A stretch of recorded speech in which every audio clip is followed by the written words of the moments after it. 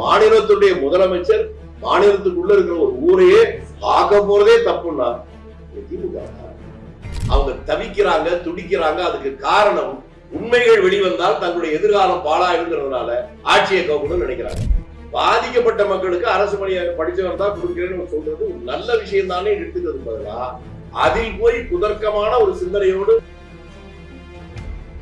ஏவா வேலு எனக்கு தெரிஞ்சு டவுன் பஸ்ல கண்டக்டர் கரெக்டா இன்னைக்கு எப்படி 10,000 கோடி 20,000 கோடி சொத்து வந்துச்சு. அந்த சொத்தெல்லாம் பறிமுதல் படுத்தினா தமிழ்நாட்டுடைய நம்ம மேல இருக்க கடனே தீர்ந்துரும். 13 லட்சம் கோடியை தாண்டிடும். விஜய் ஒண்ணும் இந்த நிமிஷம் வரை பிஜேபி சேர்ந்து இல்ல. அந்த திமுக ஏற்கனவே பிஜேபியோட கூட்டணி ஆட்சியில் இருந்துச்சா இல்லையா? அத அவங்க சொல்றாங்கன்னு நீங்க நம்புனீங்கன்னா ஐயோ இதைத்தான் திமுக ரீல்ஸ் ஆட்சி சொன்னாங்களோ. ரீல்ஸ்ல கூட ஒரு தப்ப கேள்விப்பட்டோம்னா நேரா போய் விசாரிக்கிற ஆட்சி இருக்கு.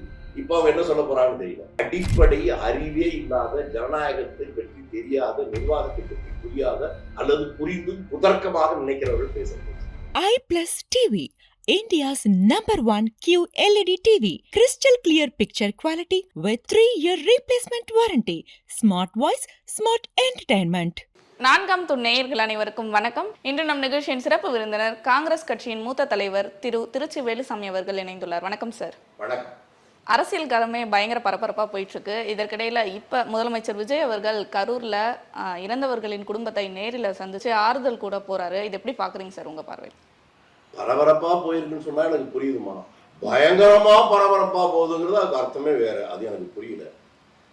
கரூருக்கு ஒரு முதலமைச்சர் போறதே தப்பா போறாரு.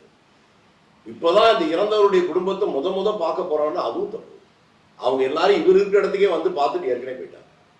அவர்களுக்கு என்ன நிவாரணம் இவரால் செய்ய முடியுமோ முதலமைச்சராக வருவதற்கு முன்பாகவே அவர் செஞ்சிருக்காரு. அது வேற. ஒரு மாநிலத்துடைய முதலமைச்சர் மாநிலத்துக்குள்ள இருக்கிற ஒரு ஊரையே பார்க்க போறதே தப்புன்னா திமுகவா? அவங்கதான் சுப்ரீம் கோர்ட்ல போய் கேஸ் போட்டாங்க. நீங்க கேட்டதுனால நேர்ல கரூர்ல போயிட்டு அந்த இறந்தவர்களின் குடும்பத்தை அங்கேயே அவங்களோட வீட்லயே போய் சந்திக்க போறாரு இல்லையா? அதை சொல்ற போய் கேட்கறது ஒரு நல்ல நாகரிகம் தானே. அப்ப அவர் போயிருந்தாக்க ஜெயலலிதா மாதிரி லாரி வச்சு அடிச்சிருப்பாங்க.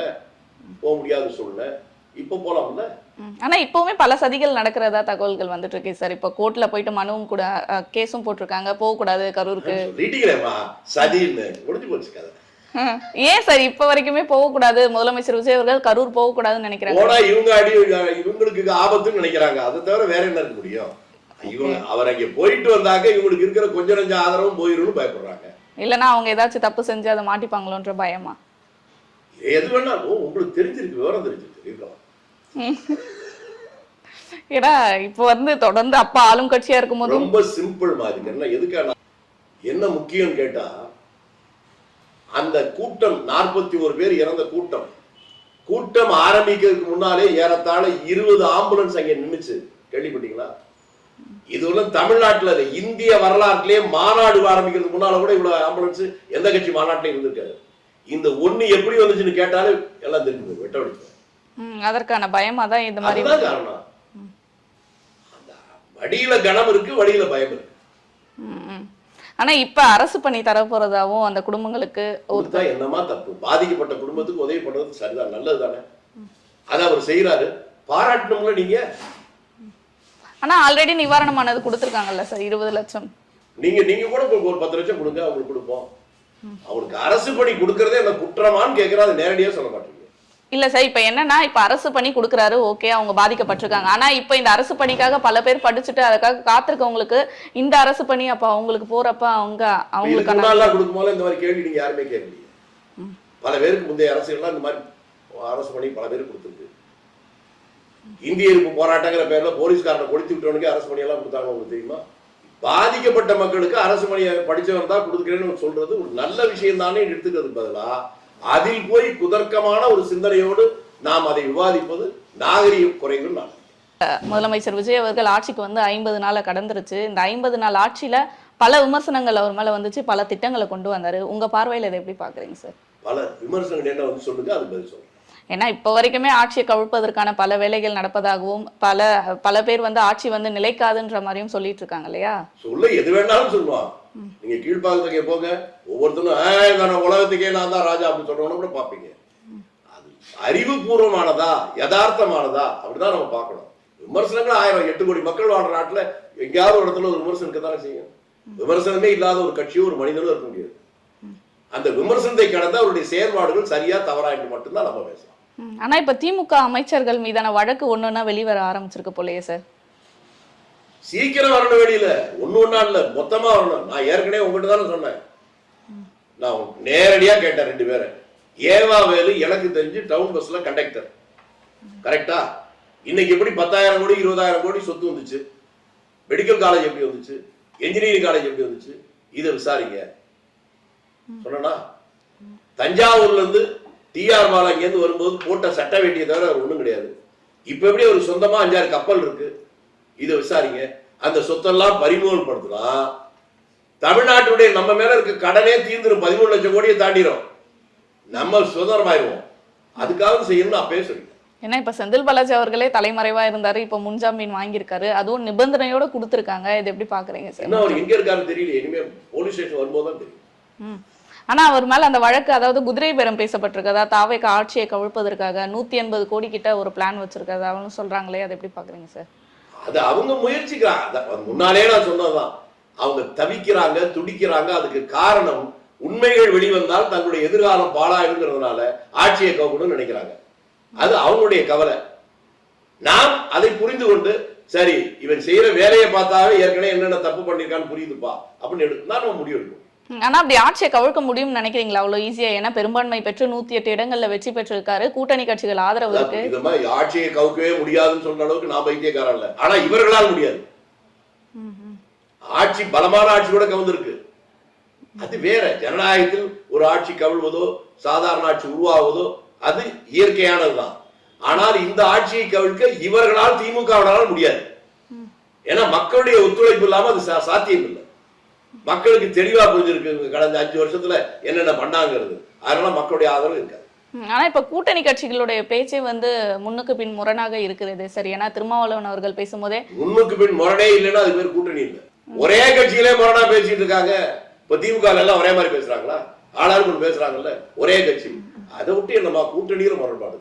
ஏன்னா கூட்டணி கட்சியை தாண்டி வெளியே திமுகவுக்கு ஆதரவு தர மாதிரி நான் சொல்றேன், ஒரே கட்சியில இருக்கவங்க பேசலையான்னு கேட்கிறேன். ஒரே கட்சியிலே பேசுவாங்க. ஜனநாயகத்தில் இதெல்லாம் தவிர்க்க முடியாதுதான். அவர்கள் ஒரு முடிவெடுக்கிற போதுதான் அது சரியா தப்பா நம்ம விவாதிக்கலாம். முடிவெடுப்பதற்கு முன்பாகவே பேசுறதுக்கெல்லாம் வார்த்தைக்கு வார்த்தை நம்ம விளையாட்டு விளையாட முடியாது. ஆனா தாவேக ஆட்சிக்கு கூட்டணி கட்சிகளின் ஆதரவு தொடருமான்ற ஒரு கேள்வி இருக்கு சார். கேள்வியா? உங்களுக்கு 1000 கேள்வி வரலாம். அதற்கு தானே கவர்னர் லெட்டர் கொடுத்துருக்காங்கல்ல. அப்போ உங்க கேள்விக்கெல்லாம் பதில் சொல்றது அவங்களுக்கு வேலை. கவர்னர் கேட்டா பதில் சொல்லுங்க. ஏன்னா இப்ப பல பிரச்சனைகள் போயிட்டு இருக்கு. எம்எல்ஏக்களை விலைக்கு வாங்குவதாகவும் தாவேக அதிமுக எம்எல்ஏக்களை விலைக்கு வாங்குவது அப்படின்ற மாதிரி பல விமர்சனங்கள் வந்துட்டு இருக்கு. இதற்கிடையில இந்த பிரச்சனை நல்ல விலை போறது எம்எல்ஏ தான். இந்த நேரத்துல நம்ம எம்எல்ஏ அப்படி வருத்தம் பண்ணிக்கன்னு நினைக்கிறேன். நல்ல விலை போட்டி போட்டு கேட்கிறாங்க, நடக்கட்டும். இதெல்லாம் சில நேரங்கள் இப்படி எல்லாம் நடந்தாதான் இந்த மக்கள் தெளிவடைவார்கள். கலகத்தில் பிறப்பதுதான் நீதினு எப்போ சொல்லிட்டு போனான்.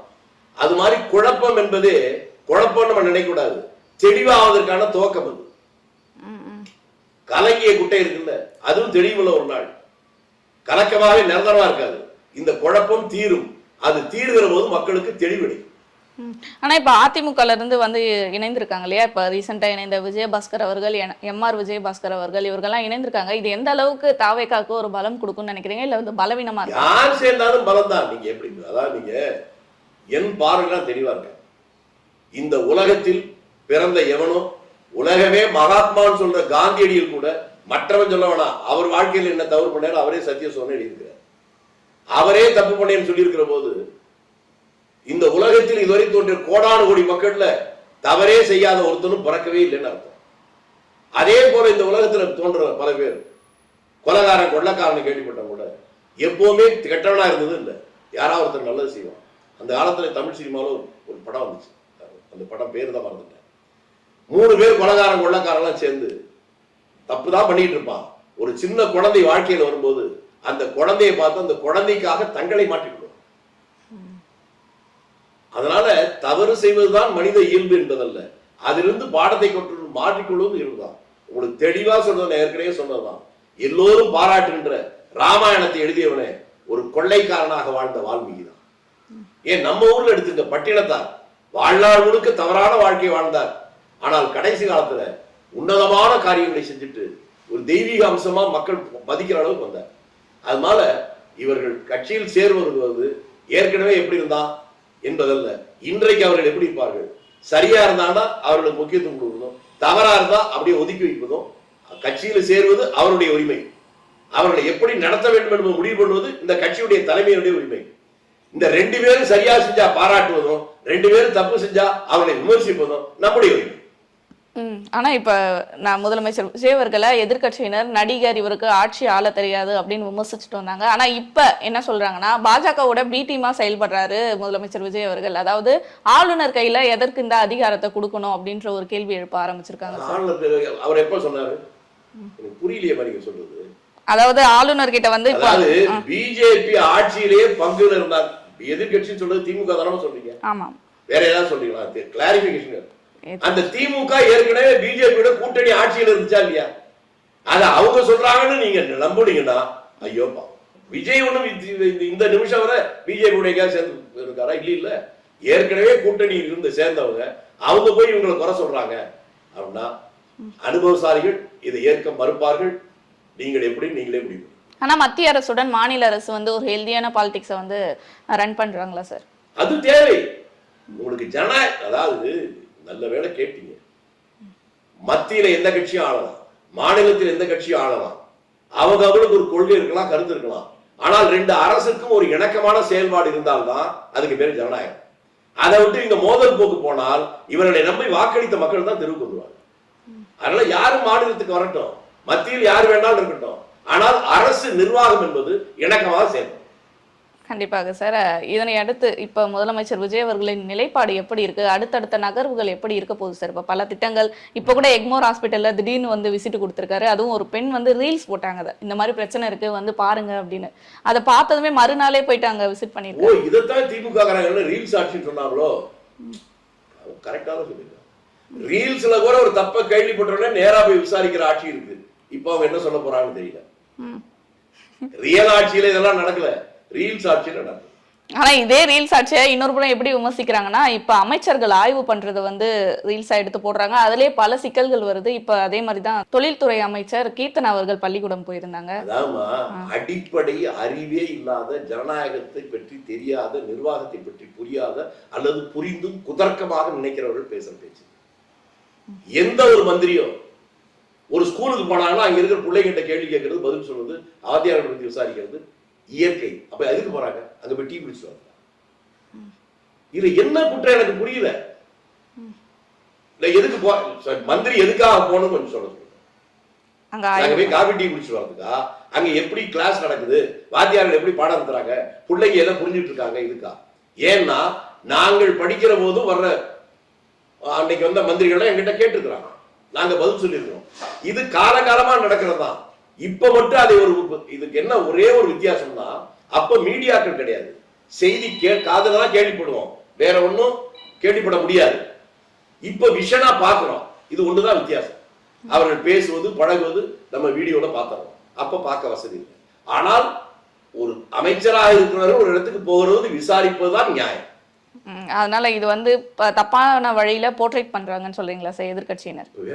என்னமா சொல்லிருக்கா? அதான சொல்றேன், குதர்க்கமாக அந்த வார்த்தையை போட்டேன். இது குதர்க்கமான விமர்சனம்.